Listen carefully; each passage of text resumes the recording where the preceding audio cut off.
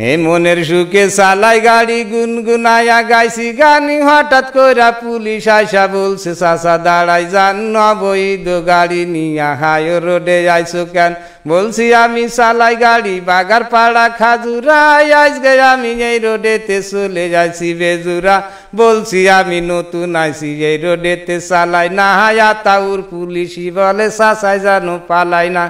বলছি আমি মিজান স্যার মাফ করে দেন একটা বাড়ি আমি হলাম বাগারপাড়া ট্রান কোম্পানি দিয়ে স্যার বলছে তখন মাফ করিব টাকা লাগবে 3000 বলছি আমি আর আসবো না আজকে আইসি বাইসেন্স বলছে তখন বের করো তো ড্রাইভারি লাইসেন্স এই পুলিশ কি বোঝে না হয় এই গাড়ির কি কাগজ হয় না বুঝারও ভান করে কেন বুঝতে কারো বাকি নাই গাড়ির নামে মামলা দিবে আমারে দেখাইছে ভয় দিশে বিশে না পাইয়া ডিলারকে করেছি ফোন ডিলার সাহেব ফোন করিয়া পাঠাই দিল আর একজন নেতা গোতার কোনো কথা তারা নাকি মানবে না স্বরাষ্ট্রমন্ত্রী আসিলেও গাড়ি নাকি ছাড়বে না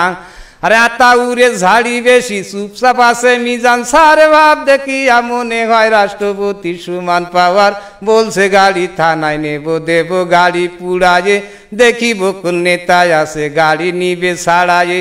আমি ভাবলাম কাজ হবে না কথা বেশি বাড়ায়ে বলছি আমি বাড়ি যাব বাড়ি যাওয়ার কি রাস্তায় উপায় একটা বের করে দেন করে দেব ব্যবস্থা সত্য একটা ঘটনা সবার সামনে করলাম প্রকাশ বলছে তখন ডিলার রে টাকা করিতে বিকাশ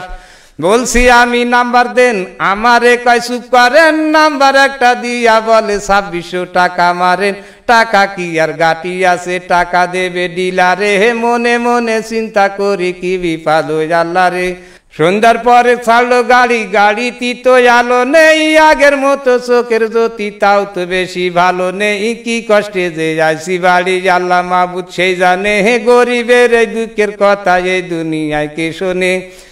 জনগণের বন্ধু পুলিশ এই কথাটা মিশা না কিছু কিছু পুলিশ আছে তাদের কাছে হাসা না হয় একদিন কিন্তু মাটির নিচে সবার হবে বিছানা টাকা পেয়ে দেখলাম তাদের মনেতে ভারী ফুর্তি বউ বাচ্চাদের নিয়ে হয়তো পার্কে যাবে ঘুরতি একটা কথা স্মরণ রেখো একদিন হবে মূর্তি আজরাইলের হাতে থেকে রিহাই কে হই পাবো না টাকা করি নিয়ে কে হই কবরেতে যাব না আজকে থেকে তওবা করো হারাম টাকা খাবো না কিয়ামতের মাঠে আল্লাহ যেদিন করিবে বিচার সেই দিন আমি দেখাই দেব ওই যে আল্লাহ মিজান স্যার এই হলো সেই আতাউর পালাবি তুই কত দূর সেদিন তো আর নয় তো দেরি কয়টা দিন করো সবুর।